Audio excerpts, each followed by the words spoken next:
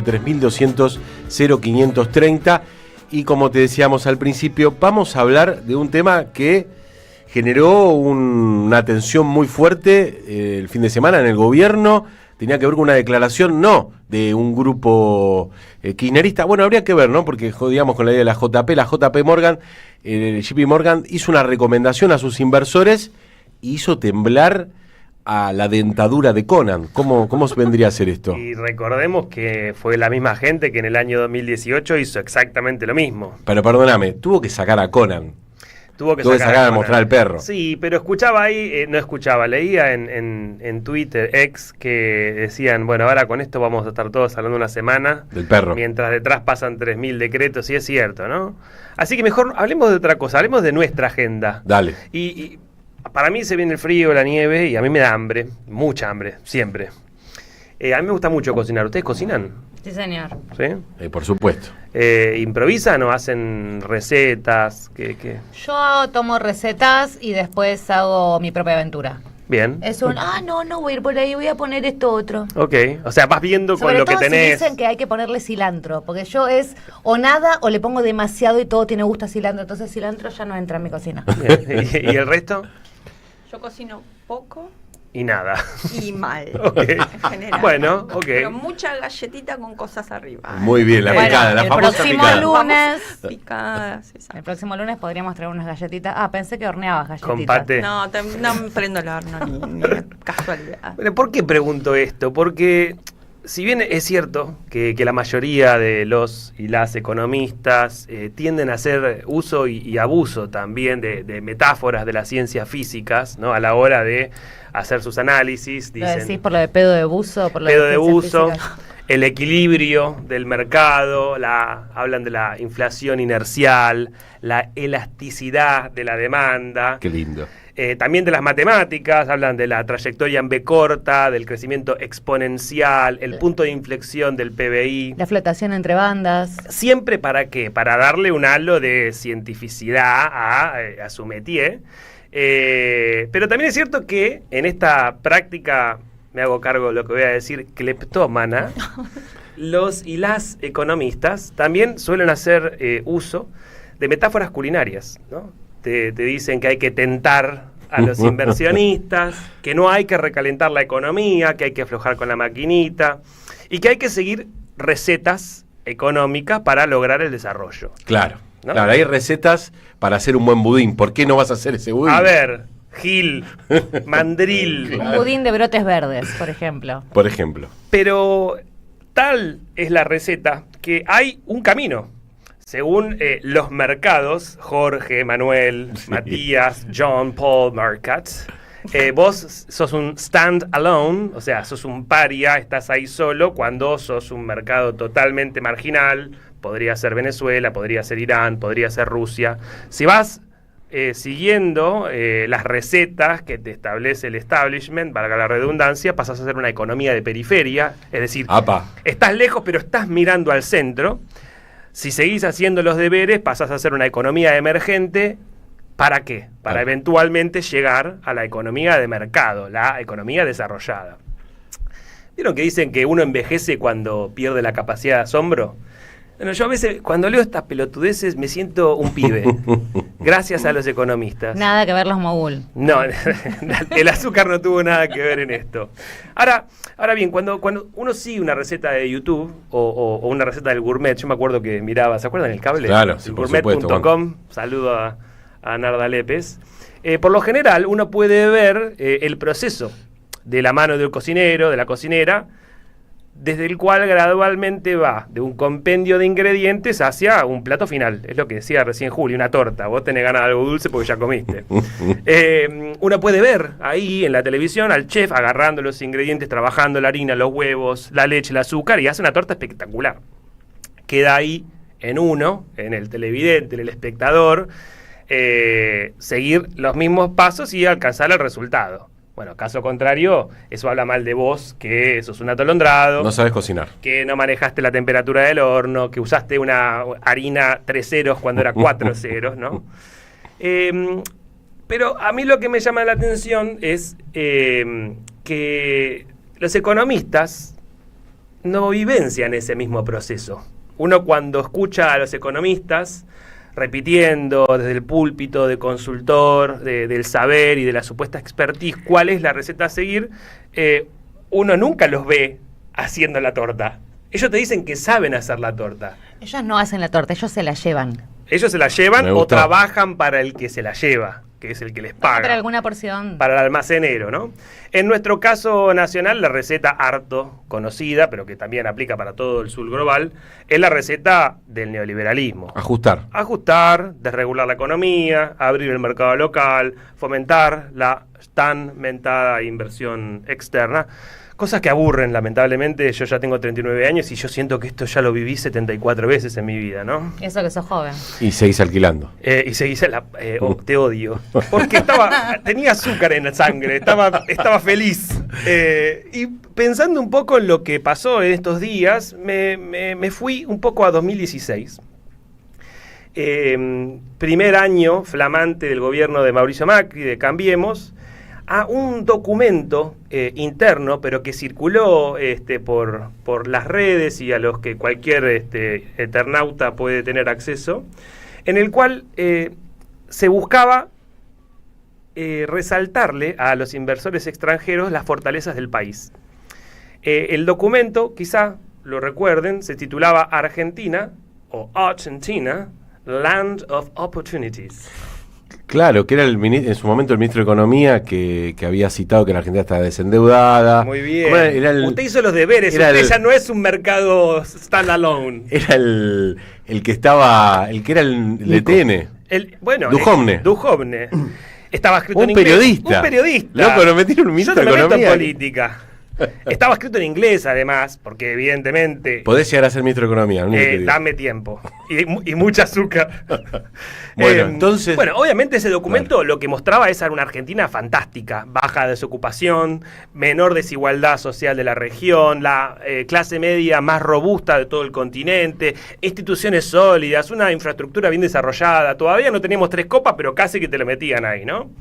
En ese sentido, yo tengo un video que junté que seguramente los oyentes y los espectadores de YouTube se lo recuerdan, de la entonces vicepresidenta de la Nación. Hermoso, a ver, escuchémoslo. Entonces, lo que estamos viviendo es el momento más oscuro. Es como si fuéramos en un túnel, digo yo, ¿no? Para graficarlo bien, en un túnel, lo elegimos al túnel, dijimos, no. Nadando.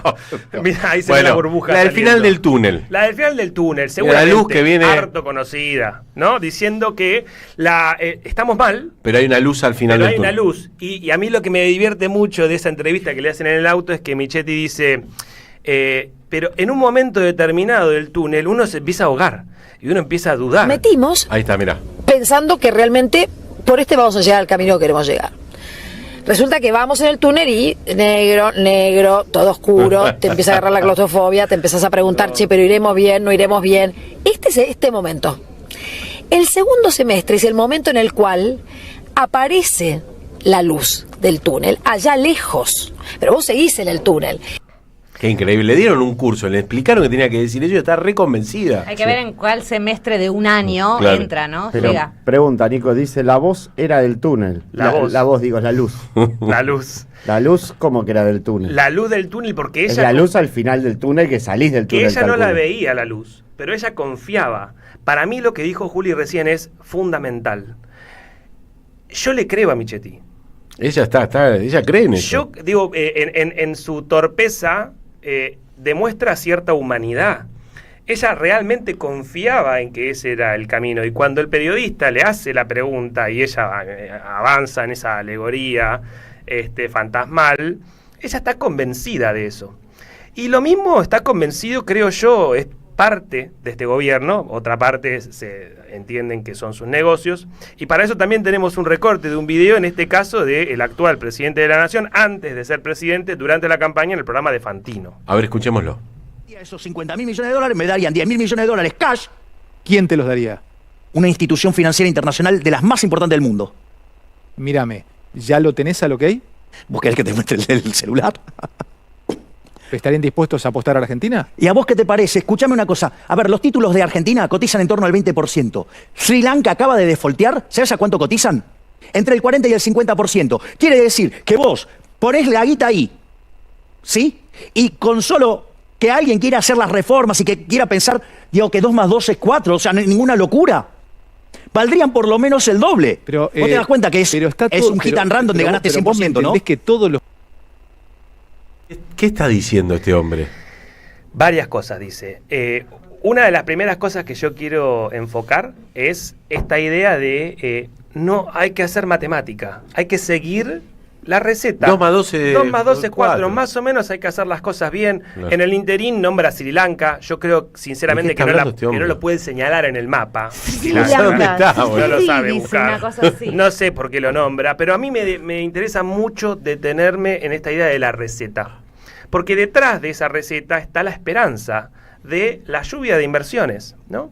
La tan mentada lluvia de inversiones que en el programa de Fantino él te está diciendo que incluso él ya tiene, no era presidente, pero él ya tenía entonces los fondos necesarios para la tan mentada dolarización que fue parte de su campaña presidencial. Ahora, Nico, pero la noticia de que JP Morgan le sale a decir a sus propios inversores, che, saquen la guita de acá, bueno, habla de que esa receta, ellos también no saben y no se pueden engañar a sí mismos de que esto es un afano al pueblo argentino. Pero sin lugar a dudas. Y la genialidad es saber cuándo irse. Exactamente, la timba. Si cualquiera que haya ido como yo todos los sábados, los viernes y los domingos al casino ahí de Puerto Madero sabe, me fumo 2 atados de pucho y Claro. taca, pero yo sé cuándo irme, no soy Gil.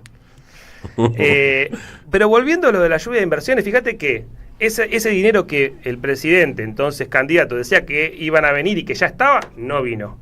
La colocación de deuda, de bonos de deuda afuera, el actual Toto Caputo, el Messi de las finanzas, no logró colocar.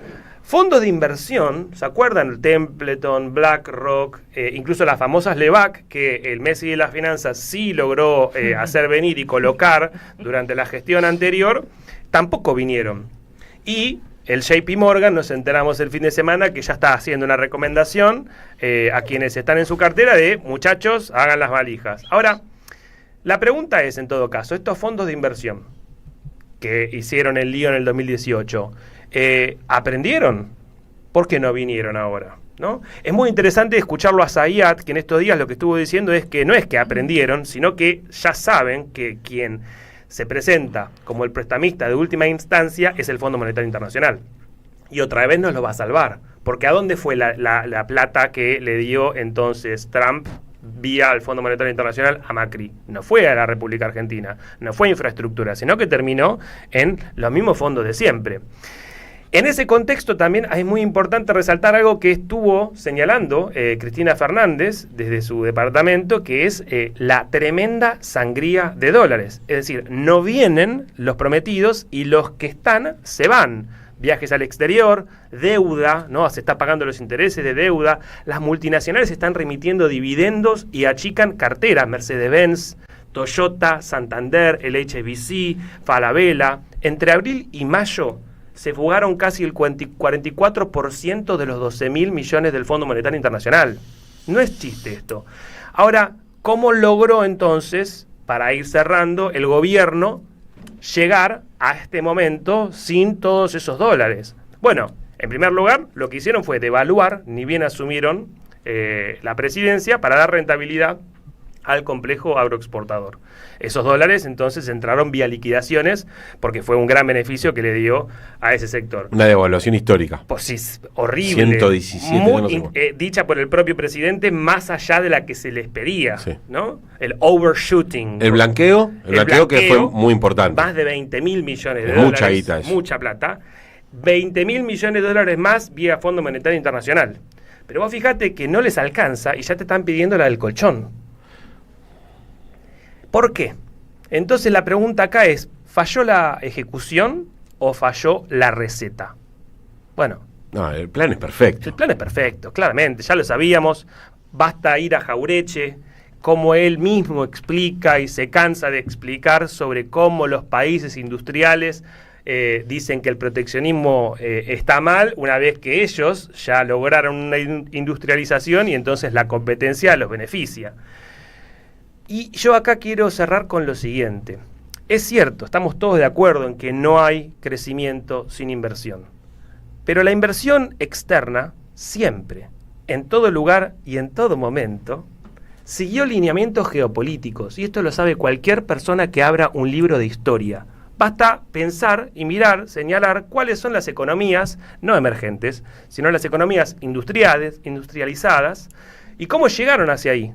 La Europa Occidental a través del Plan Marshall, Japón a través del Plan Marshall, la Unión Soviética, China a través de los planes quinquenales, de una revolución en los cuales se toman los medios de producción y se decide hacia dónde va la inversión, a quién se le saca y a quién se le pone. Los planes quinquenales de Perón. Entonces, ¿por qué pensar que va a venir la salvación desde afuera y una lluvia de inversiones de los países centrales van a decir que Argentina no venda sus materias primas baratas, sino que se industrialice? Eso no le conviene a nadie. Esto es muy importante y lamentablemente los economistas siguen entrampados en recetas y en harinas, pero en realidad nos venden siempre huevos podridos. Cocine usted mismo, hágase, porque si no después le termina vendiendo un yogur que no sabemos la fecha de vencimiento, pero que ya huele a podrido. Deja tu mensaje en nuestra línea de oyentes de WhatsApp 11 3200